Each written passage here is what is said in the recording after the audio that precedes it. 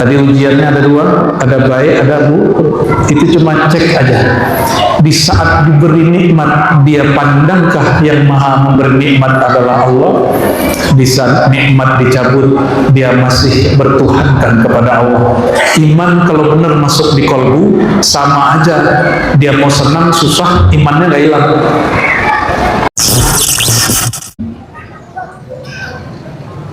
Wa faddalahum bitazkiyatin nufusi wa bitirkatil arwahi.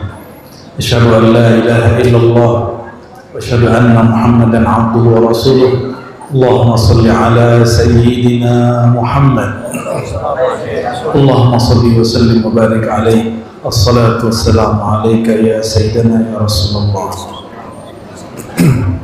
Amma ba'du, para guru, para mursyid, para kiai, para pengurus jamaah yang dicintai Allah. Rasulullah saksi setiap orang yang suka ke masjid annahu mu'minun billah, orang itu mukmin kepada Allah. Semoga kita termasuk orang yang dipersaksikan baginda Nabi Muhammad SAW. Iman ini anugerah dari Allah, tapi syaratnya kolbunya harus dibuka, dan kita bersyukur Allah membukakan kolbu untuk beriman. Alhamdulillah Rabbil. Oleh karenanya iman bukan untuk berbangga, tapi iman itu untuk disyukuri. Itulah nikmat batin. Makanya jika di Quran dikatakan siratal ladzina an'amta alaihim, jalan yang engkau beri nikmat. Nikmat paling utama adalah nikmat iman. Jadi nikmat itu bukan hanya duit, bukan hanya beliau jadi asisten 7 hari, udah 7 hari. Itu nikmat zahir. Ada nikmat rohani, ini paling mahal. Nikmat qalbiyah, nikmat yang turun kepada kalbu, itu nikmat beriman kepada Allah. Iman itu di kalbu, sekali masuk nggak bakal keluar. Jadi jika ada orang murtad, jika ada orang kemudian menjadi musuh Allah setelah katanya berislam, mungkin dia baru berpakaian muslim, belum masuk iman ke dalam kalbunya. Dan iman ini tidak mungkin sampai kepada kita kecuali dengan jasa Nabi Muhammad sallallahu alaihi wasallam. Wa idh betuliyal mu'minuna wa zulzilu zilzalan syadida. Di dalam Al-Quran dikatakan, ingatlah ketika orang beriman telah sedang dan akan selalu diuji, ditarbiyah, wazulzilu, dan sudah sedang dan akan selalu ubtuliyah, digoncang, wazulzilu, dan mereka dibikin goncangan. Makanya hidup kalau nggak ada goncangan, jangan-jangan imannya sudah nggak ada. Emas itu supaya dia ketahuan emas, maka orang yang cari emas dari pasir, pasirnya digoyang, terpisahlah antara pasir dan emasnya. Maka orang beriman zahirnya mungkin mereka merana karena diuji, tapi batinnya mereka sedang berbahagia. Ini yang dikatakan Imam Athaillah Sekandari, bahwa ujian bala bencana itu Idul Muridin, hari raya para murid. Jadi kapan kita berhari raya? Kalau kita masih diuji oleh Allah Subhanahu, itu Allah lagi nyapa, Allah lagi sapa. Dan ujian itu tidak melulu buruk. Ada ujian kebaikan, kayak Pak Asisten 1 nih dapat jabatan baru, itu ujian. Pak Wali Kota kita sampaikan salam kami kepada beliau, Pak Ratu Dewa. Semoga Allah berkahi. Biasanya kalau di kota, di sana di luar, di Jawa ada satu kota, kalau bantu kiai, dia lupa bantu wong cilik. Jangan sampai lupa pembangunan, jangan. Ini kalau Pak Presiden bingung mikirin dana makan siang, di sini jangan sampai pusing mikirin dana merbot. biasa aja ya. Pandai-pandai aja silaturahim, nanti ada duitnya insyaallah ya.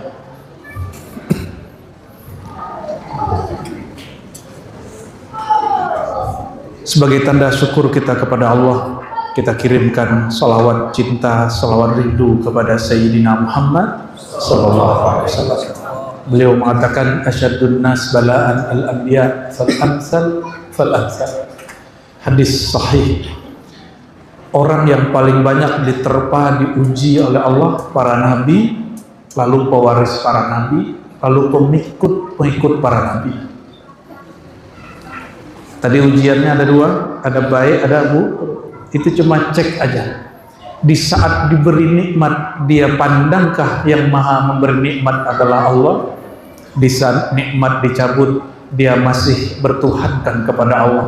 Iman kalau benar masuk di kolbu, sama aja. Dia mau senang, susah, imannya gak hilang. Mau senang, susah, imannya gak hilang. Kenapa? Imannya sudah di dalam. Sholatnya banyak, sholatnya dikit, imannya sama. Karena iman itu tidak bertambah, tidak berkurang. Yang bertambah cabangnya, yang berkurang cabangnya. Jadi jika ada ungkapan iman naik turun, itu cabang-cabang iman. Ya, maka Sayyidina Ali karramallahu wajhah mengatakan, jika iman sudah masuk ke dalam diri, dia tidak bertambah, tidak berkurang. Kalau dia bertambah bid'ah, kalau berkurang zindik. Dia begitu aja ya. Semoga semua yang hadir Allah betul-betul tancapkan iman di dalam dirinya. Amin ya rabbal alamin. Kita perbarui imannya, baca syahadat asyhadu an la ilaha illallah wa asyhadu anna muhammadar rasulullah. Ya Allah, kami perbaharui persaksian kami, iman kami bahwa tiada yang berhak disembah, tiada yang maha menguasai diri kami kecuali Engkau semata. Dan kami bersaksi kekasih Engkau Sayyidina Muhammad SAW adalah Rasul dan hamba Engkau Sallallahu alaihi wasallam Muhammad. Nabi mengatakan jaddidu imanakum. Iman mesti selalu diperbaharui. Maka salah satu amalan kami di Ribat Kiai, sebelum zikir kami memperbaharui syahadat dulu. Sebelum baca Fatihah, baca istighfar, perbaharui iman dulu. Berarti iman ini boleh terjadi usang. Dia akan mengalami berdebu tempatnya, imannya nggak berdebu, tempatnya berdebu, yang bernama kolbu atau jiwa. Sesuai dengan usulan tema dari pengurus ini, siapa yang bikin tema ini? Temanya serius amat ini. Apa? Penyucian diri. Aduh, berat kali nih. Menyucikan hati. Situ punya hati nggak? Sehingga perlu dicuci. Nyaman nggak tidur di kasur kotor? Nyaman? Nyaman nggak masuk mobil, naik motor, duduk di kursi yang ada kotorannya? Nggak nyaman. Nyaman nggak makan, lalar berkeliaran terbang di piring kita, nyaman nggak? Itulah kondisi orang yang membiarkan hatinya tidak dibersihkan. Bersihin piring tiap hari atau sekali doang seumur hidup? Ya, habis itu makan, dibersihin lagi atau biarin, kan udah kemarin. Kok nggak dibersihin piringnya? Kan udah kemarin, gitu ya. Itulah kebanyakan orang awam menganggap saya sudah zikir Pak, kok hati nggak tenang? Karena zikirnya sudah. Saya sudah haji, sudah sholat, ya kalau sudah ya sudah. Kalau ruh dia tidak pernah kotor. Ruh itu hanya terhijab, terhalang. Yang kotor itu kolbu, kotorannya disebut penyakit. Kemudian jiwa, nafs. Maka Allah berfirman, na'udzubillahi minasyaitonir rajim, Allah bersumpah dengan jiwa, wa nafsin wa ma sawwaha, surat Asy-Syams. Dan Allah bersumpah demi jiwa. Dalam ilmu akidah tidak diperkenankan bersumpah kecuali dengan Allah. Tapi Allah sendiri boleh bersumpah dengan selain dirinya, karena tiadalah selain dirinya kecuali hanya pancaran dan pantulan nama dan sifatnya. Maka demi jiwa yang ada zuhur tajalli Allah, nama Allah, sifat Allah padanya, itu kata Syekh Abdul Qadir Jilani dalam tafsirnya.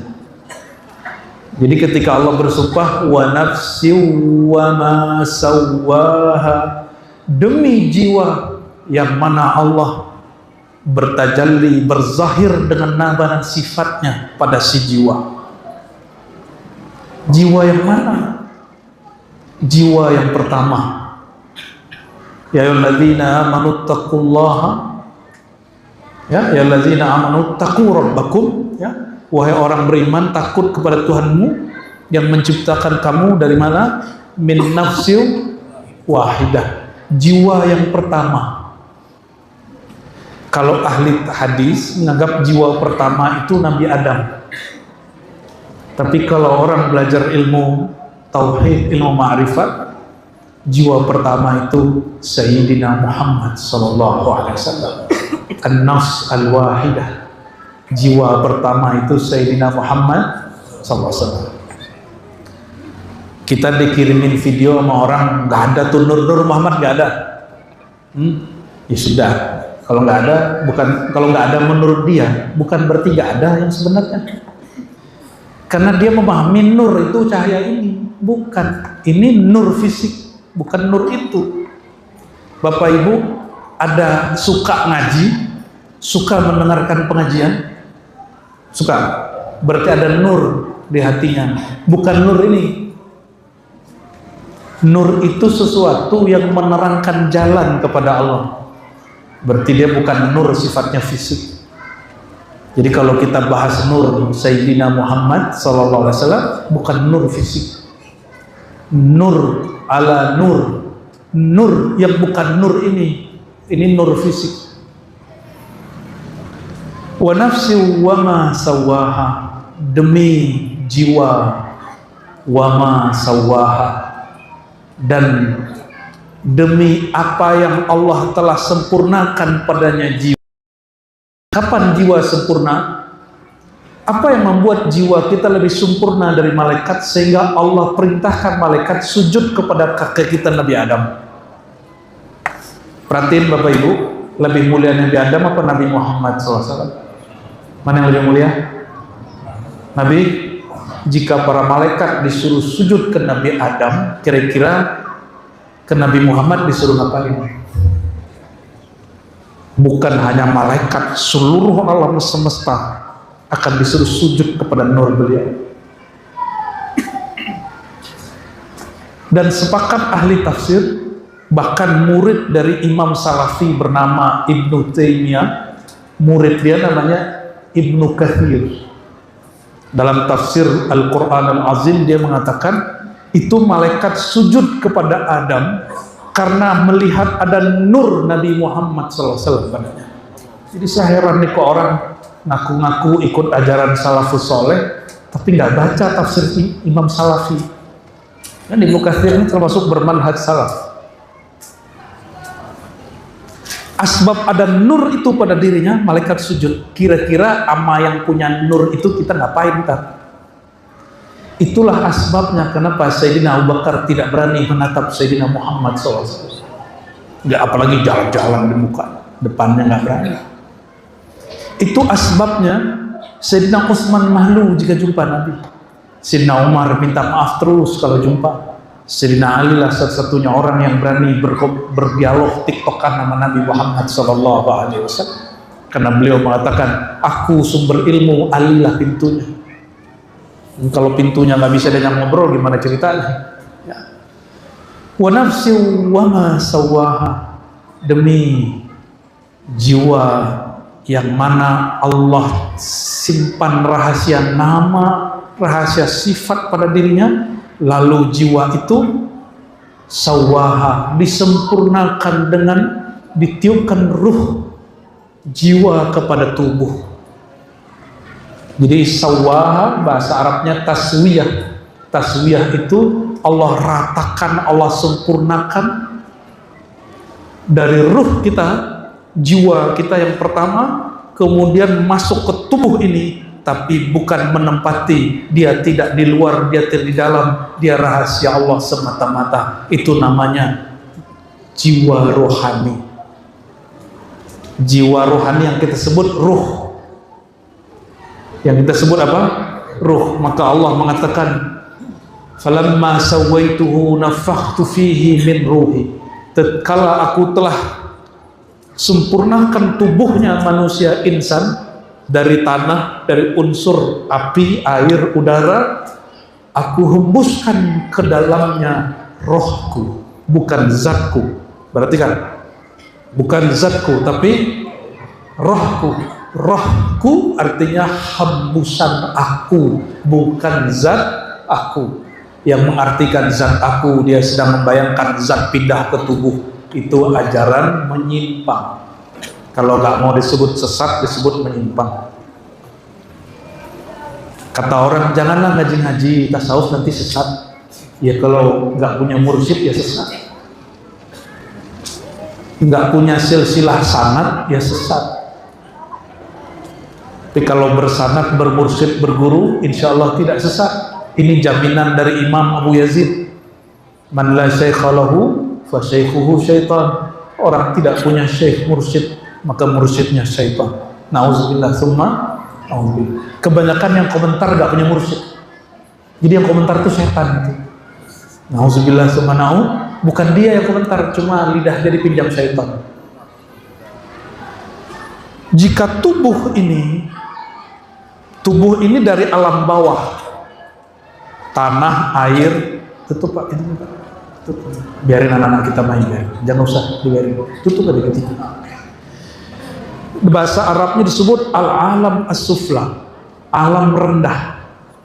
Tubuh ini dari tanah, air, udara, api, itu disebut alam rendah. Alam apa? Sedangkan ruh itu disebut dari alam tinggi, al-ulya. Maka ketika digabung itu namanya taswiyah. Apa sebutannya? Taswiyah. Ketika ruh itu dihembus namanya nafkhiyah. Ketika tubuh dicipta namanya khalqiyah. Jika kemudian digabung itu namanya insan. Kita ini hasilnya. Makanya yang bikin anak bukan bapak ibu. Bapak ibu cuma melakukan hubungan kasih sayang. Yang menciptakan anak itu Allah Subhanahu wa ta'ala. Ini yang punya anak pernah melukis muka anaknya? Enggak ya? Yang maha melukis wajah, mendesain wajah Allah. Gak bisa request kelamin anaknya? Gak bisa. Suka-suka Allah Subhanahu wa ta'ala. Jadi ibu-ibu, mohon maaf Bu ya, jangan terlalu bangga bisa hamil. Ya, ini anakku. Ya. Tapi yang bekerja di situ bukan ibu-ibu. Tahu-tahu udah jadi 3 bulan, tahu-tahu udah 6 bulan gitu. Ibu pernah request nggak Bu? Nah, jangan tendang-tendang, ditendang aja terus, benar nggak? Ya begitulah. Karena ibu-ibu sendiri tidak menguasai jabang bayi dalam perutnya. Yang menguasainya adalah Allah Subhanahu wa ta'ala. Jadi kita pernah hidup 9 bulan di air Pak. Betul ya? Mati nggak? Nggak mati ya? Jadi bapak ini kalau diceburin ke air, tahu cara napasnya nggak mati Pak. Insya Allah. Wa nafsi wa ma sawwaha. Ayat berikutnya, fa alhamaha fujuraha wa taqwaha. Lalu Allah mengajari jiwa. Alhama, ilham artinya Allah mengajari jiwa. Maka al-muallim al-hakiki adalah Allah SWT. Guru hakikat sebenarnya Allah Subhanahu. Fa'alhamaha fujuraha wa taqwaha. Fujur dan taqwa ini wahai jiwa namanya buruk, ini namanya jelek. Jadi mohon maaf, ini berdebatlah antara ahlus sunnah dengan mu'tazilah. Tapi perdebatannya nggak selesai. Kata orang mu'tazilah, akal sanggup menentukan baik buruk. Kata ahlus sunnah, yang baik itu yang disebut syariat baik, yang buruk itu yang disebut syariat buruk. Tapi ini perdebatannya nggak selesai. Mu'tazilah punya dalil, ini ayatnya. Ahlussunnah punya dalil tentang syariat. Akhirnya yang melerai perdebatan ini sufi. Ada Mu'tazilah namanya Ibnu Masarrah. Siapa namanya? Orang Eropa, Spanyol. Dia diusir dari kampungnya karena dia berakidah Mu'tazilah yang tadi, yang bilang akal sanggup menentukan baik buruk. Dia berhaji, waktu di Mekah jumpa cucu daripada Imam At-Tustari, namanya Abdullah Al-Hafidh At-Tustari, mengajarkan kepadanya, nggak begitu debatnya. Dua-dua kalian Ahlus Sunnah dan Mu'tazilah ini ada benernya, ada kurang pasnya. Maka beliau sampaikan hadis ketiga, istafti qalbak. Bukankah Rasulullah pernah memberikan panduan, minta fatwalah kepada qalbumu. Itu kepada siapa? Kepada jiwa yang sudah diajar Allah sedari awal, ini baik, ini buruk.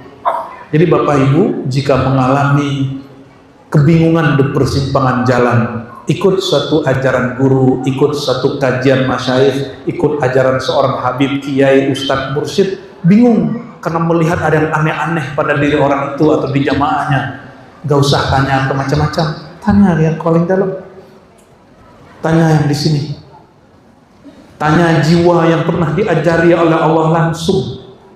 Oleh karenanya Imam Najmuddin Kubra, salah satu imam fi sunnah, kata Imam Zahabi, mengatakan apa?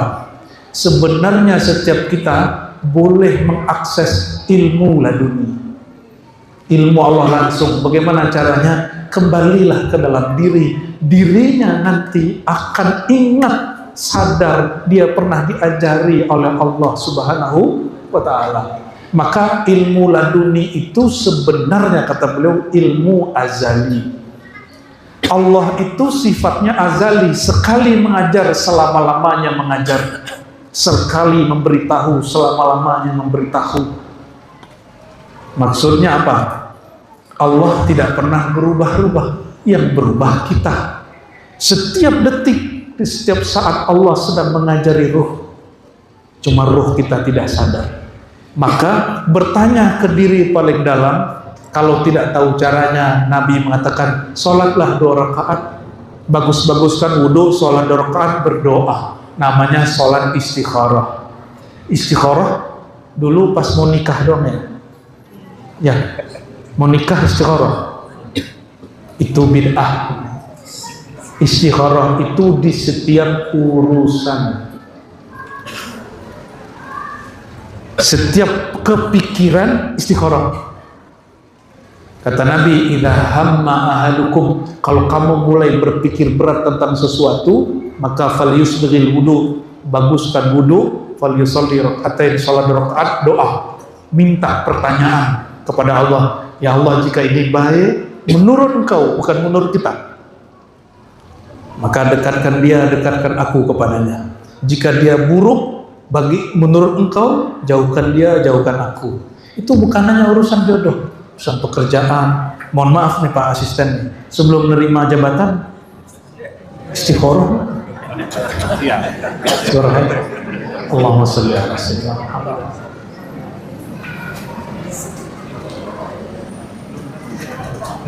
Lalu kata Imam At-Tustari Al-Hafidh ini, lebih kurang ajaran seperti ini. Untuk masalah hukum syariat, baik buruk sesuai dengan wahyu Allah. Tapi di luar bab syariat, baik buruk, dirimu terdalam yang tahu. Dirimu yang terdalam, diri yang sebenar dirilah yang tahu. Ya, bisa jadi baik menurut kawan kita, tidak baik menurut kita. Bapak Ibu, kita ini bekerja atau eksis hidup, punya kerjaan, punya status, itu karena ingin eksis terlihat oleh makhluk, ingin menyenangkan orang sekitar, atau supaya keren terlihat orang, atau ingin cari bahagia. Banyak orang merusak dirinya karena ingin terlihat indah depan orang. Maka saya sampaikan kepada yang melakukan operasi ini, operasi itu, kembalilah ke dirimu yang sebenarnya. Yang tahu enak gak enak itu kan badan kita. Terlihat cantik oleh orang, tapi badan kita sakit-sakitan, kecanduan obat penghilang rasa sakit. Untuk apa? Oleh karenanya, hidup karena ingin mencari perhatian makhluk, itu hidup paling sengsara. Jadi kalau ditanya, man asqan nas, siapakah orang yang paling sengsara? Jawabannya orang yang cari perhatian makhluk. Oleh karenanya juga Bapak Ibu, jangan bentar-bentar pasang status. Ya, WA ada, Facebook ada, Instagram ada, apalagi TikTok ada. Jadi sehari per jam harus ganti status 4 kali. WA sudah, Instagram lagi, TikTok lagi, Masya Allah. Sibuk ingin terlihat keren oleh orang, haus kepada like. Ini ya, pilih ini apa ini? Cuma ingin di like orang, disuka orang. Nauzubillah, semua termasuk mohon maaf Pak pengurusnya, berkhidmat saja. Mau jamaah senang nggak senang, emang semua orang senang nggak bakal. Kan nggak digaji juga, santai aja ya. Kalau ada orang protes, udah kamu aja yang buat. Kita sama-sama khidmat, fastabiqul khairat. Fa'alhamaha fujuraha wa taqwaha. Banyak orang salah faham, dikira Allah lah pengilham baik buruk. Bukan begitu terjemahannya. Allah mengajarkan jiwa, hai jiwa, ini nanya baik, ini namanya buruk. Bukan baik buruk dari Allah, bukan begitu. Fa'alhamaha, maka dia mengilhamkan, mengajarkan jiwa mana yang fujur, mana yang takwa. Jangan diterjemahkan maka dialah yang menjadikan jiwa baik dan buruk. Itu tidak benar, itu terjemahan sesat ya. Lalu ayat berikut, fa'alhamaha fujuraha wa taqwaha aflaha man, sungguh beruntung, sukses, bahagia, man zakkaha, yang mentazkiyah, membersihkan jiwa dari sifat-sifat buruk bawaan tubuh dari alam bawah ya, sifat buruk tanah, sifat buruk air, sifat buruk api, sifat buruk udara. Itu ada pada hewan ternak, ada pada hewan buas. Jika dia hewan ternak, dia mendahulukan syahwat. Jika dia hewan buas, dia mendahulukan emosi. Jadi kalau hidupnya marah terus, itu emosi. Orang emosi, apapun kata kita salah. Ini jadi mas-mas ini, abang-abang ini, kalau istri di rumah lagi emosi, gak usah dijawab-jawabin. Tunggu aja agar ada dikit baru dijawab. Karena apapun Bapak jawab, salah aja. Salah aja Pak. Ya? Iya. Orang kalau benci, iri, dengki. Nah ini perkataan yang kami baca tadi ke Buya Aldo, ke kawan-kawan. Kata Imam Syafi'i, kullu adawatin yurja islahuha. Semua permusuhan boleh diharapkan dia kembali baik, islah. Illa adawah min hasadin wa haddin, kecuali orang bermusuhan mengkritik karena iri dengki. Kalau orang suami istri musuh-musuhan karena basic cinta, betul Ibu? Ibu-ibu ini ngambek sama suami karena cinta atau karena nggak cinta? Suami ini jalan lirik-lirik yang lain terus ikut gitu ya, bener? Itu karena cinta, bukan karena iri dengki. Saya berkali-kali sampaikan, ini pesan Imam Ghazali dalam kitab Ihya, hati-hati, yang paling bahaya iri dengkinya ulama. Nomor 2 umara, nomor 3 pedagang, nomor terakhir petani. Nelayan itu maksudnya kemana? Petani ya? Petani. Ya berarti yang paling bahaya irinya siapa? ulama. Ngeri kalau ulama. Mursyid kalau iri bawa-bawa Rasulullah datang kepadaku. Bawa-bawa Rasulullah dia. Aku mimpi Rasulullah. Memalsukan mimpi dia. Ya. Itu kalau orang sudah iri dengki karena atas dasar keulamaannya. Ulama yang iri dengki, ulama yang merasa dirinya ulama. Mau cari tahu siapa ulama? Yang tidak memandang dirinya ulama. Apa arti ulama? Innama yakhsyallaha min ibadihil ulama, surat Fatir ayat 28. Yang betul-betul kenal Allah sehingga dia ada rasa takut cuma ulama. Berarti yang disebut ulama itu yang kenal Allah, nama dan sifatnya sehingga ada rasa takutnya. Kalau ulama sebenarnya merasa aku ini masih kurang ajar kepada Allah, gak pantas disebut ulama. Orang saja yang disebut ulama. Jadi mohon maaf, ini rahasia kita ya. Tidak semua orang di MUI itu ulama. Menurut ayat ini, ini saksi Pak, ulama lebih gila dari kontraktor. Waktu mau bangun Islamic Center, gila.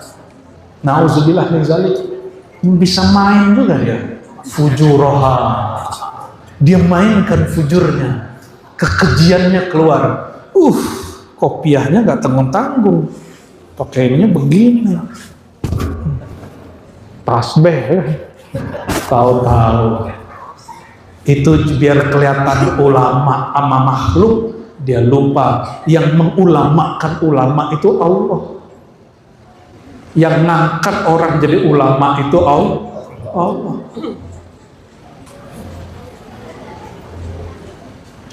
Masih ingat Barsiso? Barsiso itu diangkat jadi kiai oleh makhluk, Allah nggak angkat dia. Maka dia ibadah 500 tahun lalu terjebak maksiat. Kata syaitan waktu dia sedang disalib, apa kata syaitan? Hei Barsiso, kamu nggak malu ahli ibadah 500 tahun punya keramat nggak tanggung-tanggung, digantung. Besok kalau ketahuan sama jamaahmu gimana? Kalau ketahuan orang sekampung gimana? Malulah Barsiso. Aduh, apa kata orang? Aku ini kan ulama, aku ini kiai, aku ini mursyid, aku ini habib. Akhirnya syaitan datang kepadanya mengatakan, hei Barsiso, maukah kamu selamat? Orang-orang tidak tahu kamu maksiat, namamu harum. Kata Barsiso, siap.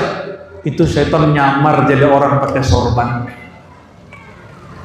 Jangan dicopot sorbannya kiai. Ini syaitan nyamar jadi ulama. Ulama bisa nyamar jadi setan loh. Masa kalah keramat sama setan ya kan? Kalau syaitan bisa menyerupai ulama, ulama juga bisa menyerupai syaitan. Kapan? Ke murid-muridnya. Jadi guru mursyid kalau sedang uji murid, dia ngambil rupa syaitan sehingga muridnya tertipu, muridnya kemudian memusuhi gurunya sendiri. Hati-hati. Iya. Nauzubillah, subhanallah. Kata Barsiso, siap wahai Tuan Syekh. Kata Tuan Syekh, syaratnya satu, engkau tundukkan kepalamu, sujud kepadaku. Kata Barsiso, oke. Maka dilepaslah dia dari rantainya, dari salibnya, sujud dia kepada yang berserban ternyata syaitan. Di saat sujud, malaikat maut datang, mati dalam keadaan musyrik, pendosa, pengkhianat, penjilat, penista. Nauzubillah, subhanallah. Inilah yang didiskusikan oleh guru kami, mursyid-mursyid kami beberapa waktu lalu selepas kita mengadakan latihan suluk di Sumatera Barat ya. Jadi salah satu guru kami ngajak diskusi. Apa kata beliau? Biasanya yang akhir hayatnya hilang kesadaran itu dulu itu orang yang nggak belajar zikir. Tapi kok ini ada kawan saya mursyid, ahli zikir, ahli tarekat, sebelum dia meninggal beberapa tahun kehilangan akal. Kata beliau, Ananda, apa sebabnya? Saya yang nanya, guru kita ini. Orang sudah berumur 70-an, guru besar tarekat masih mau nanya. Ini pun kita sudah malu untuk menjawab. Saya diam sebentar. Tapi karena beliau nanya berkali-kali, saya jawab juga. Setelah bertanya juga ke dalam diri. Apa jawaban kita? Yang diilhamkan oleh Allah. Abuya, saya panggil begitu ke beliau. Orang semakin tua, kalau kita tua, ruh itu ingin meninggalkan jasad, tubuh yang berasal dari alam bawah. Maka di saat dia mau berpisah, jika di saat dia masih sehat, belum sampai kepada kesadaran rohani, rohaninya masih terhijab, makanya kehilangan kesadaran, hilang akal kayak orang bodoh bengkok sebelum mati. Loh, dia kan ahli zikir. Begitu kata beliau. Kami jawab apa? Dia baru berzikir dengan lisan dan jiwa kolbunya, belum berzikir sampai ke dalam sir insaninya. Jadi ada sir insani, rahasia Allah di dalam diri. Kita mesti sampai belajar zikir, ini wajib Bapak Ibu, sampai sebelum mati wajib belajar zikir ini, walaupun nggak tahu namanya. Zikir apa? Sir insan, rahasia insan. Apa kata ulama kita? Mereka mendengarkan salah satu ilham dari Allah. Taqwaha fa'alhamaha fujuraha wa taqwa. Di bab taqwaha mereka mendengarkan kalam wa fi sirri ana, di dalam sirmu itu engkau baru dapat kenal aku. Hilangkan akumu barulah nyata aku. Fazkuruni azkurukum. Selama ini belajar zikir masih angka-angka, kualitas-kualitas. Zikir sekian. Apalagi mohon maaf Bapak Ibu masih belajar zikir supaya rezeki lancar. Ini pada nonton ini nggak, review mobil nggak? Sholawatin aja gitu ya. Remeh amat sih sholawat untuk beli mobil bekas lagi. Sholawat itu lebih mulia dari alam semesta kalau cuma untuk mobil kecil ya. Jadi jangan sampai mempermalukan Nabi Muhammad SAW lalu menggunakan sholawat kita untuk hal-hal yang kecil. Malu ya, lihat rumah, pengen rumah, sholawatin aja. Itu namanya ingin dunia pakai amal akhirat. Benar gak? Sholawat amal akhirat, zikir amal, puasa amal akhirat. Untuk apa? Dunia. Kecuali ngomongnya gini, ya Allah, semoga kalau aku punya rumah bisa menafkahi, menutupi aibku, keluargaku, dan nyaman beribadah. Oh, modus. Lumayan. Lihat nih, ada kendaraan, semua, ya Allah, semoga punya kendaraan yang layak, pantas. Kalau pengajian nggak kena hujan. Modus, lumayan. Baru baca sholawat. Jangan karena nafsiyah diri kita yang bersyahwat ini ingin kenyamanan. Nih, perhatiin lagi. Apa ciri-ciri aku yang nafsiyah dengan aku yang rohani? Bedanya apa? Aku yang nafsiyah ini, yang manusia dari alam bawah rendah itu, dia sukanya yang senang-senang. Bangun malam jam 3 senang nggak? Berat? Ngeluarin duit berbagi senang atau berat? Berat. Pergi haji umroh jalan-jalannya senang, pas sudah ibadahnya berat? Berat. Kita doakan yang sedang berhaji, terutama ketua takmirnya, Allah jadikan hajinya mabrur, amin ya rabbal alamin. Yang belum berangkat semoga diberangkatkan minimal umroh, amin. Tapi kata Nabi, nanti di akhir zaman orang umroh itu jalan-jalan. Semoga yang hadir ini umrohnya bukan jalan-jalan, tapi karena ingin memakmurkan rumah-rumah Allah. Amin ya rabbal alamin. Sebelum umroh di sana, makmurkan dulu yang di sini. Ya, sebelum tawaf di sana, keliling dulu di dalam diri. Ya, sebelum ziarah yang di sana, berziarah dulu, kunjungi dulu diri yang sejati. Insya Allah koneknya kuat nanti. Amin ya rabbal. Oke. Fa'alhamaha fujuraha wa taqwaha. Lalu ayat berikut, beruntunglah orang-orang yang zakkaha, mensucikan, membersihkan jiwa. Tapi dalam hadis Nabi berdoa, ya Allah, bersihkanlah jiwa kami. Zakkiha, bersihkanlah jiwa kami. Jadi yang membersihkan siapa? Allah juga. Kalau jiwa ini gak bersih, bersih itu bukan jadi malaikat. Bersih itu tahu caranya, kalau dia kotor tahu caranya pulang. Namanya taubat. Oleh karenanya orang yang bersih di dalam Islam itu, yang suci dalam Islam bukan orang yang gak pernah maksiat, tapi orang yang dia punya satu amalan setiap hari bernama taubat. Orang yang paling banyak taubat bernama Sayyidina Muhammad SAW, dan beliau bertobat setiap hari berapa kali? 100 kali. Dan Nabi Muhammad tidak hanya istighfar taubat untuk dirinya, karena beliau tidak punya kotoran. Dalam surat Muhammad ayat 19 beliau diperintah, wastaghfir li dzambika walil mu'minin. Mohon ampunlah hai Muhammad terhadap dosamu dan dosa orang beriman. Jadi kenapa kita wajib bersolawat? Solawat itu nanti akan membawa istighfarnya Nabi buat kita. Jadi Bapak Ibu ini kalau nggak punya solawat, itu istighfarnya nggak sempurna. Karena yang betul-betul beristighfar itu hanya Nabi Muhammad SAW. Perhatiin, Nabi ini kadang mengajarkan siapa yang ingin dibukakan jalan banyak-banyak istighfar.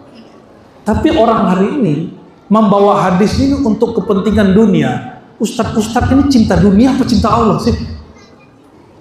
Kok urusan dunia pakai jalan akhirat? Itu kan salah jalan. Itu yang disebut sesat rohani. MUI gak usah ngurusin fatwa-fatwa aneh-aneh. Yang begini diurusin. Orang pakai amal akhirat untuk keperluan dunia. Itu harusnya diurus. Bikin fatwa mulu.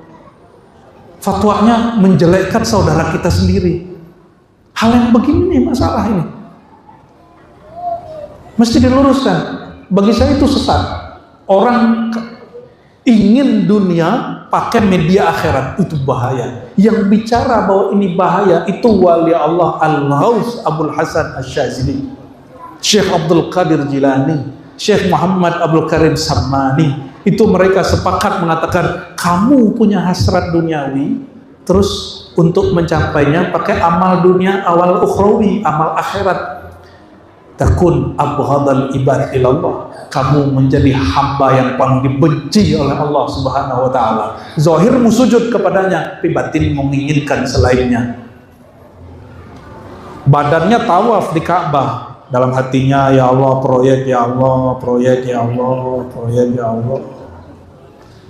Apalagi musim-musim sebelum kampanye kan, badannya di Ka'bah, berkeliling di seputar Ka'bah, tapi hatinya berkeliling di hasrat duniawinya.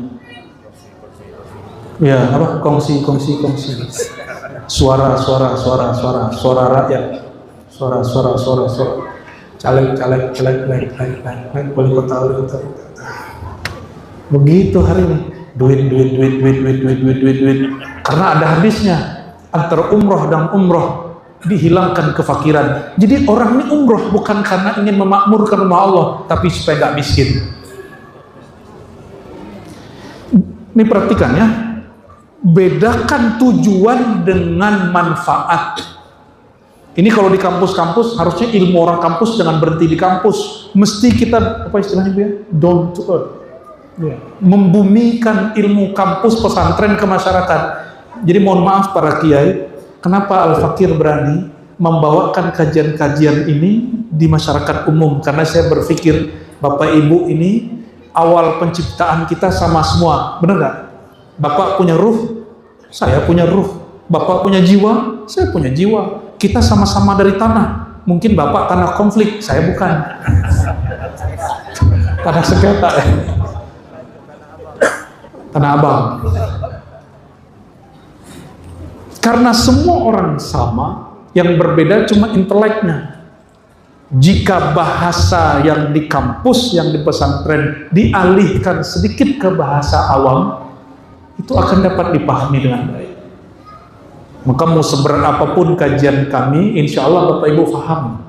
Karena saya kan nanya dulu ke dalam sini, baru diterjemahkan keluar, nggak pakai bahasa kampus kita. Nah di kampus itu ada namanya maqasid syariah. Syariat ini tujuannya apa? Di dalam ilmu fikih, setiap kali ibadah kita mulai dengan usolli nawaitu. Itu adalah penetapan maqasid, maksud. Setiap niat pasti belakangnya ada lillahi nawaitu sauma ghadin an adai fardi syahri ramadhana lillahi usolli fardal maghribi salasa rakaatin ma'muman lillahi. Belum orang bicara fikih maqasidi, ulama mazhab Syafi'i sudah mengajarkan bahwa melafazkan niat meluruskan maksud bagian dari sunnah walaupun tidak sunnah yang eksplisit. Tujuan ibadah itu aqimis sholata lidzikri, untuk mengenal Allah, untuk kembali ke Allah, bukan supaya hilang kefakirannya. Sholawat supaya beli rumah, beli mobil, bukan itu. Itu sesat itu. Itu sesat yang mesti diluruskan. Orang begini wajib punya mursyid. Jika ada ustadz begitu, dia wajib belajar lagi, cari mursyid yang bimbing dia. Ada seorang imam yang tiada yang paling alim di alam waktu itu kecuali dia, namanya Fakhruddin Ar-Razi. Yang di depan Bapak Ibu namanya siapa? Tanpa Fakhruddin. Imam Fakhruddin Ar-Razi wafatnya sekitar 606 Hijriah. Dia ini disawanin semua ulama antara kota Roy dan Armenia, Uzbek, Khawarizm. Semua orang datang ke dia, semua kiai. Tapi ada laporan, Tuan Syekh, ada satu ulama yang gak datang. Ditanya, siapa namanya? Ngapain dia? Namanya Imam Najumuddin Kubra, orang Khawarizm. Itu tetangganya Imam Bukhari, cuma beda masa ya. Lalu ditanya, kok dia nggak datang? Ini kan hari pertemuan ulama-ulama, kenapa dia nggak datang? Jadi ketua majelis ulamanya zaman itu siapa? Fakhruddin Ar-Razi. Kata orang-orang, dia mursyid tarekat, ilmunya mantap. Kata Imam Fakhruddin, oke, biar saya aja yang sowan, jangan dia yang datang. Maka beliau kemudian turun dari mejanya, dari kursinya, dan dia langsung pakai kuda berangkat ke zawiyah suraunya Syekh Al-Imam Al-Arif Billah Najumuddin Kubra. Udah jumpa, ketemu, terjadilah dialog antara mereka. Ini disebutkan sebagian kisahnya oleh Imam Zahabi dan imam-imam yang lain. Apa kata Imam Zahabi? Berjumpalah Fakhruddin Ar-Razi dengan Najumuddin Kubra. Setelah dia menyaksikan luar biasa kalam Imam Najumuddin Kubra, mengajarkan cara membersihkan hati, mengenal Allah, bertanyalah Imam Fakhruddin Ar-Razi, ketua majelis ulama yang kaya, dia punya pembantu 30 pembantu dong Pak. Ada yang punya pembantu 30 sini kiai? Orang kaya aja belum tentu punya pembantu 30 sini. Dia punya rumah gede sekali kayak istana raja, punya kekayaan di mana-mana, punya bini juga di mana-mana Pak. Ini Imam Fakhruddin Ar-Razi. Bertanyalah beliau, wahai Tuan Syekh Najumuddin Kubra, dengan cara apa engkau bisa mendapatkan ilmu yang aku tidak mengerti ini? Jadi ternyata Imam Fakhruddin, ketua majelis ulama zaman itu, dia terheran-heran. kok ada orang mengerti ilmu yang dia nggak mengerti, yaitu ilmu qalbu, ilmu rohani. Kata Imam Najmuddin Kubra, kamu mau? Ditanya 3 kali. Kata Fakhruddin, kalau boleh tahu, kasih tahu dong. Kata Imam Najmuddin Kubra, oke. Tinggalkan posisimu sekarang, duduk di tempat aku duduk. Engkau keluar dari sini akan paham yang aku maksud. Kata Imam Najmuddin Kubra, aduh saya orang sibuk, banyak kerjaan. Ini selevel ulama loh. Akhirnya Imam Najmuddin Kubra diam. Fakhruddin Ar-Razi pun diam, Sawan pergi. Sekarang orang nggak kenal Imam Najmuddin Kubra kecuali sebagai imam sufi, padahal dia ahli hadis. Fakhruddin Ar-Razi hanya sebagai ulama akliyah, ahli tafsir akidah akliyah, nggak disebut imam yang arif billah, kenal Allah. Asbab dia tidak mau tinggalkan posisi dia supaya mengenal Allah Subhanahu wa taala lebih. Tapi dia kenal beberapa ilmu imam ini, ya. Bapak Ibu yang bukan Allah, udah 9:30 ya. Allah menyebutkan orang sukses itu bukan orang berpunya secara materi saja, tapi orang yang berhasil mengelola dirinya. Dia bersihkan jiwanya, ya. Lalu di surat Al-A'la setelah membersihkan diri, kalau tadi kan Asy-Syams, wa dzakara asma rabbih, lalu dia bermakrifat kepada Allah.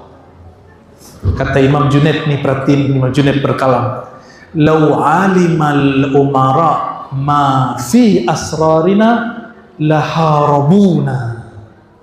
Seandainya para penguasa tahu rahasia kolbu kami, mereka akan merenggutnya dari kami, akan menjajah kami, akan mencoba untuk mengambilnya dari kami. Maka Imam Fakhruddin tadi ingin mencoba mendapatkan ilmu itu, cuma pas dibuka jalannya dia nggak sanggup.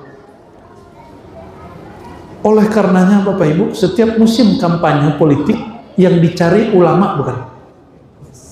Ya, kalau hujan nggak turun-turun yang dicari ulama, udah berobat kemana-mana yang dicari ulama. Nggak minta sembuh, tapi minta supaya hati sembuh. Kenapa? Karena ulama kenal Allah Subhanahu wa ta'ala. Berdasarkan itu Imam Ghazali membagi ulama itu terbagi 2. Ada ulama zahir, ulama bergelar LC, LMA, doktor. Ini mohon maaf ya, LC itu S1 Pak. Sebenarnya belum layak disebut ulama. Ulama itu mestinya minimal secara akademisi magister atau doktor lah. Mohon maaf yang masih LC SAG ya. LC SAG itu setara. Harusnya ulama dulu. Itu kalau level pendidikan paling tinggi itu ya doktor lah. Cuma kan kalau kita ngomong begitu pada tersinggung ya. Katanya tuntutlah ilmu sampai liang lahat. Ini kok berhenti di S1 ya. Orang S1 gurunya baru dikit, kalau S2 gurunya banyak, S3 gurunya lebih banyak lagi. Jangan sampai orang-orang ahlu sunnah ini kalah sama orang Syiah nanti. Orang-orang Syiah itu mereka bagi awam, menengah, ayatullah. Ayatullah itu mujtahid, orangnya boleh, dia punya otoritas tertinggi dalam agama. Sampai hari ini mereka masih bergerak. Yang boleh berfatwa cuma yang dapat gelar ayatullah. Sekarang di kita baru S1 udah fatwa.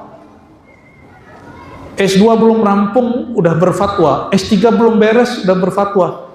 Di Iran orang Syiah, ini kita bisa kalah ahlu sunnah nanti nih. Katanya ahlu sunnah lebih benar dari Syiah, tapi manhaj kita sudah nggak benar. Meskipun nih kita nih benar, kalau manhaj kita, sistem berpikir kita nggak benar, kita akan kalah. Kita akan kalah Bapak Ibu. Bagi mereka, orang udah doktor, kalau nggak mengikuti sistem pengajian sampai bergelar ayatullah, nggak boleh fatwa. Di kita bebas. Makanya Indonesia ini negara yang bebas-bebas semua. Mau jadi kiai bebas, mau jadi koruptor bebas. Ya, betul nggak? Kiai jadi politisi boleh, politisi jadi kiai boleh. Kita menyaksikan itu, politisi jadi ustadz, ustadz jadi politisi. Kita tidak mengatakan agama ini tidak mengajarkan politik. Politik harus dibimbing agama. Bukan berarti agama ini tidak boleh jauh dari politik. Jangan dibalik. Politik tidak boleh jauh dipisahkan dari agama. Allahumma sholli ala sayyidina Muhammad. Maka dikatakan berdasarkan dua surat tadi, Asy-Syams dan Al-A'la, Allah bersumpah dengan jiwa, Allah bersumpah dengan tubuh ini, dengan sifat-sifatnya yang Allah nyatakan pada diri dan tubuh. Lalu Allah mengajarkan jiwa, ini baik, ini buruk. Lalu Allah mengatakan, yang disebut sukses itu bukan sukses hanya sukses zahir, tapi sukses batin. Kalau bahasa orang lama, dia selesai dengan dirinya sendiri. Bagaimana caranya? Bersihkan rohani kita dari tempelan sifat jiwa dan tubuh. Bukan dipisahkan, dibersihkan. Gimana cara bersihkannya? Mulailah segala satu dengan bismillah. Makan itu kebutuhan tubuh. Kalau ingin membersihkan rohani, jangan sampai nggak makan, tetap makan. Tapi kata Nabi, kul bi bismillah, bacalah bismillah dalam makanmu. Nabi nggak ngomong mulailah makan dengan bismillah, bukan. Kul bi bis, makanlah dengan nama Allah. Oleh karenanya Imam Ghazali mengatakan setiap kali nyuap bismillah. Kalau kita kan cuma di awal. Siapa lah yang nerjemahin begitu? Mulailah makan dengan bismillah. Bukan gitu terjemahnya. Kul bi bismillah. Makanlah dengan nama Allah. Nama Allah pada qalbu, pada ruh. Sedangkan pada zahir, ciptaan Allah bernama makanan, nasi, daging. Kita makan itu daging ayam, kalau nggak disembelih dengan nama Allah halal nggak? Kita ini sudah menyembelih di luar tubuh, disembelih sudah nih hewan. Tapi ketika mau masuk ke sini, nama Allah yang disebut waktu menyembelih mesti dibaca lagi. Karena tadi dipisahkan dia, sekarang dimasukin lagi ke dalam diri kita. Mesti diulang lagi. Jika memisahkan ruhnya hewan dengan bismillah, dia mau dimasukin badannya ke tubuh kita yang bernyawa, yang beruh, harus dimulai lagi dengan bismillah. Kalau enggak, karakter hewannya akan bertumbuh kembang biak dalam diri kita. Bismillah nggak tadi? Bismillah. Kalau lupa, bismillah fi awwalihi. Gimana kalau lupa? Ya Allah, bismillah di awal sampai akhir. Termasuk kalau lagi bikin anak, Pak. Coba bismillah nggak? Coba bismillah, lupa ya. Bapak-bapak. Kalau syahwatnya syahwat binatang yang digoda oleh syaitan, sebut a'udzubillah. Lalu sebut nama Allah di hati, pasti loyo, birahinya hilang. Berarti dari syaitan itu.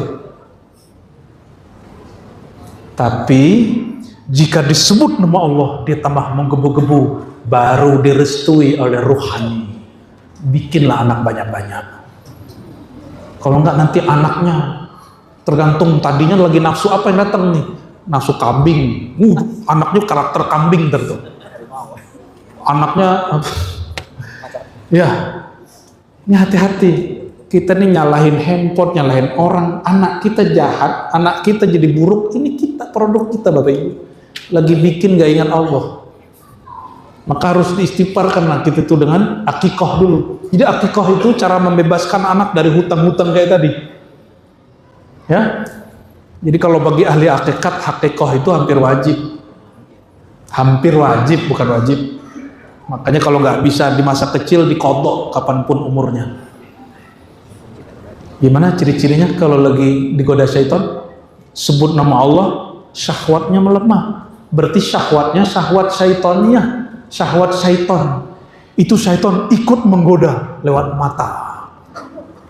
Jadi yang menggoda pasangannya habis nonton bokep, nonton film biru, itu dia kesetanan itu.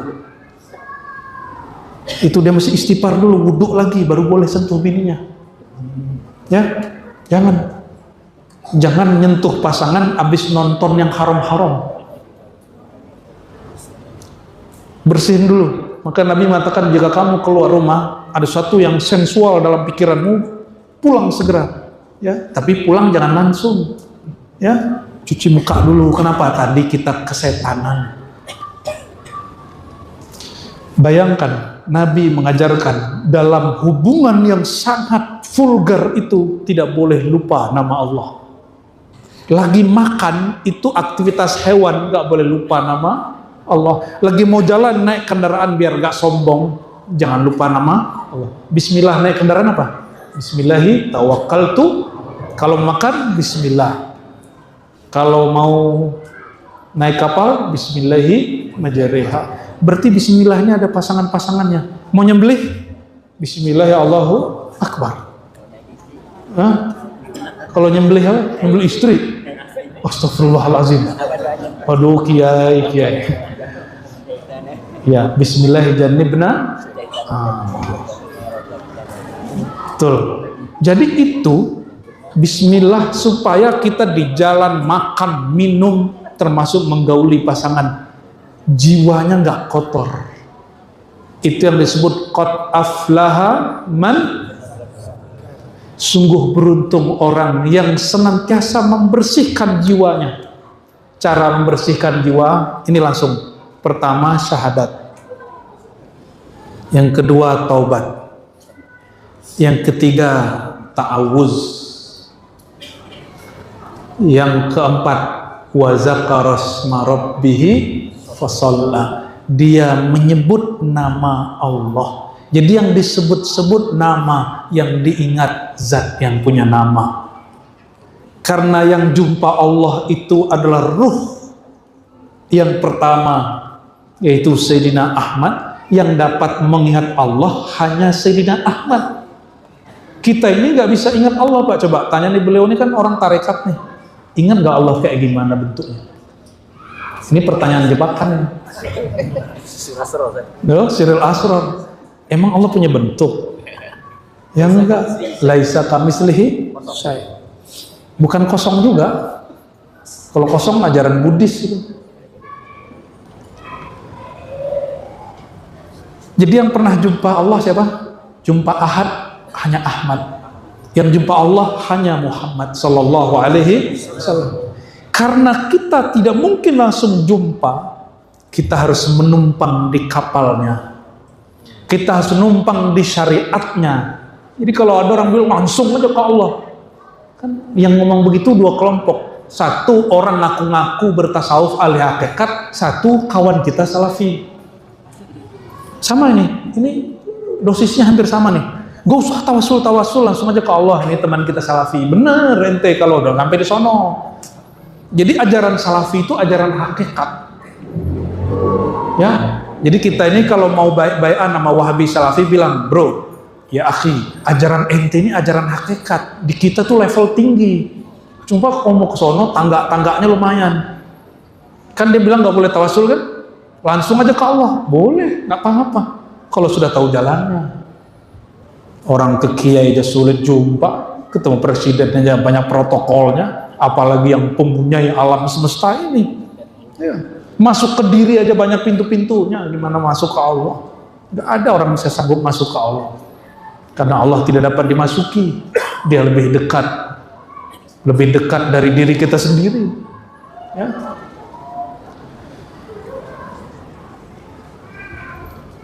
Oleh karenanya, ketika ada orang mengatakan langsung saja kepada Allah, ente bener.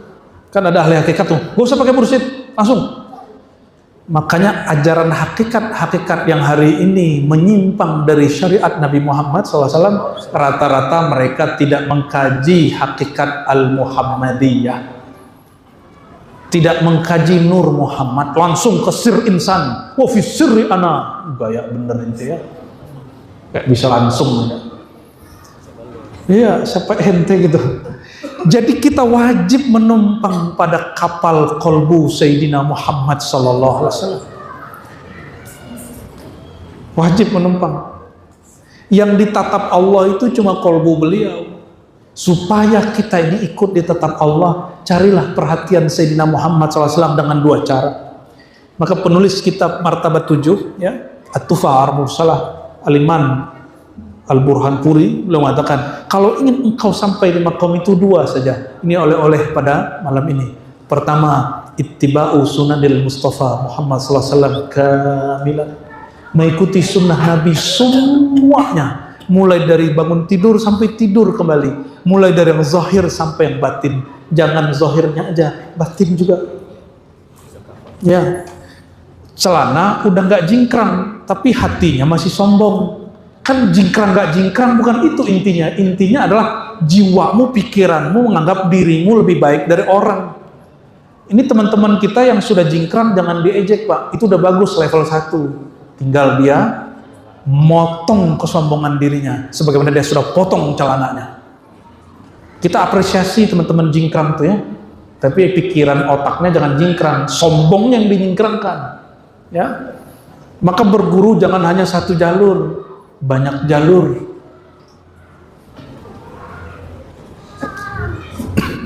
Dan yang kedua, cara usul kepada Allah itu pertama tadi apa? Ikut sunnah Nabi semuanya ya. Yang kedua, ini tariqatul muhaqqiqin wal muwahhidin, tariqatnya ahli hakikat. Apa itu?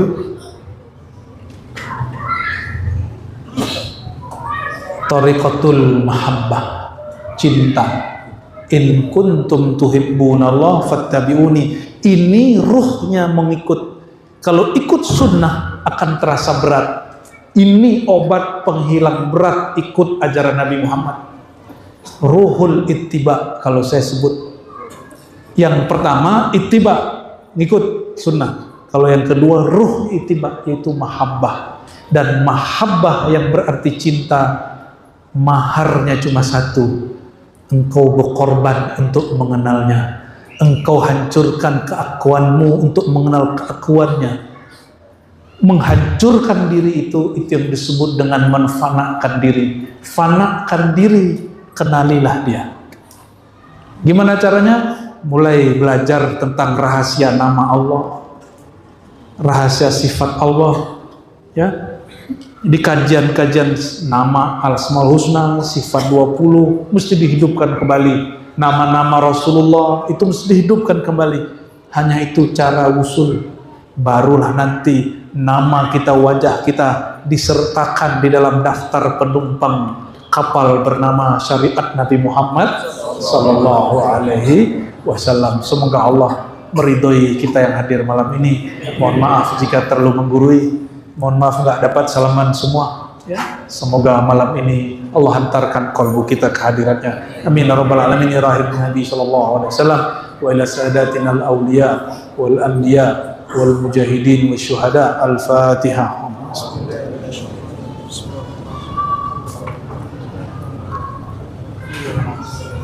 Na'udzu billahi minasyaitonir rajim. Bismillahirrahmanirrahim. Allahumma rahmanir rahim. Salli ala Sayyidina Muhammad arhami khalqika. Ya Allah, sampaikan salam rindu kami, cinta kami kepada Sayyidina Muhammad. Ya Sayyidina ya Rasulullah, ya Abal Arwah. Wahai baginda Rasulullah, wahai ayahanda rohani kami, terimalah kami menjadi pengikut engkau. Terimalah kami menjadi anak-anak rohani engkau.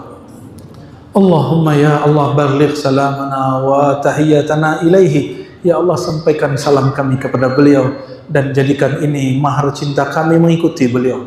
Allahumma a'inna ya mu'in ala dzikrika wa syukrika wa husni ibadatik. Ya Allah yang maha penolong, tolonglah hambamu ini yang lemah ini, semua yang hadir malam ini, semua yang menyimak kajian ini.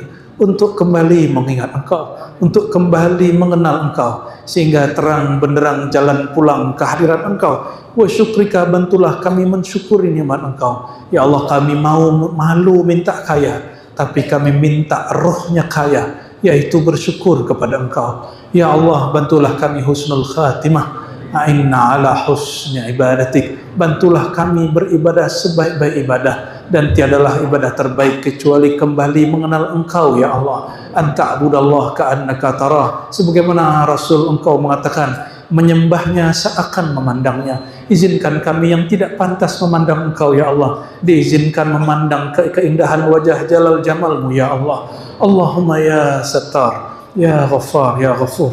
Dosa kami sangat banyak ya Allah. Semua kami ini pendosa ya Allah. Semua kami punya aib yang tidak dilihat oleh hamba-Mu ya Allah, tapi tidak pernah itu luput dari pandangan-Mu ya Allah. Tapi bagaimana munafiknya kami ya Allah. Kami tidak malu dipandang Engkau, tapi kami malu dipandang makhluk Engkau. Ya Allah, kami munafik ya Allah. Kami munafik ya Allah.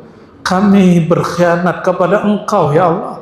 Ya Allah, tahhir qulubana min hadzal nifaq, min hadzal khiyanah, min hadzal amrad. Ya Allah, bersihkan hati kami dari kemunifikan ini, bersihkan jiwa kami dari penyakit-penyakit jiwa ini, bersihkan rohani kami dari hijab-hijab penghalang kami. Izinkan kami ya Allah mengikuti jalan baginda Nabi Muhammad SAW.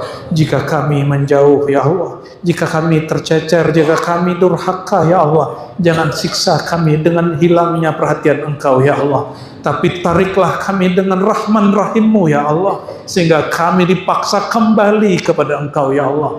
Allahumma juzubna ilaika birahmatik wa bilutfik ya latif ya latif, ultuf bina wal muslimin, ultuf bina wa bil umara, ultuf bina wa bil ulama, ultuf bina wa bil muridin birahmatika ya arhamar rahimin. Rabbana atina fid dunya hasanah wa fil akhirati hasanah wa qina adzaban nar. Wa sallallahu alaihi wasallam walhamdulillahi rabbil alamin.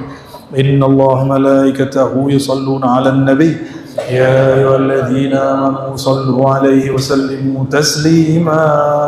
Labbaik Allahumma shalli 'ala sayyidina Muhammad. Salawat Jibril sallallahu ala Muhammad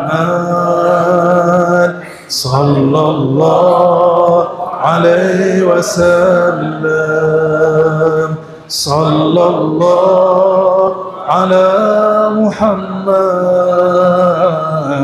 sallallahu alaihi wasallam. Hadirkan Nabi di hadapan. Ya Nabi, salam alaika.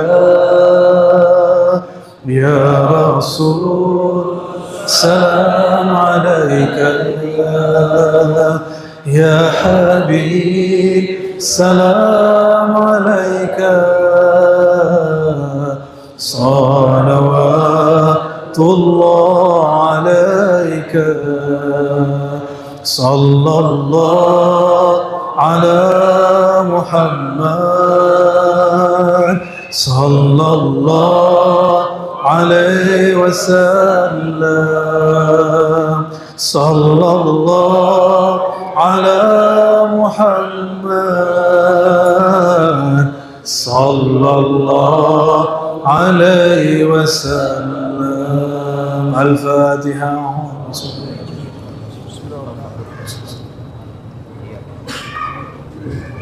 Amin amin ya rabbal alamin. Ya munazzil al-Fatihah, ya rabb sayyidina al-Fatih, ya rabb sayyidina al-Khatim, salli ala sayyidina Muhammad al-Khatim al-Fatih wa bihaqqihi fastajib da'watina waqdi hawaijana wastur auratina wa awsilna ilaik bihaqqil Mustafa wa bijahil Mustafa Muhammad sallallahu alaihi wasallam. Subhana rabbika rabbil izzati amma yasifun wa salamun alal mursalin walhamdulillahi rabbil alamin.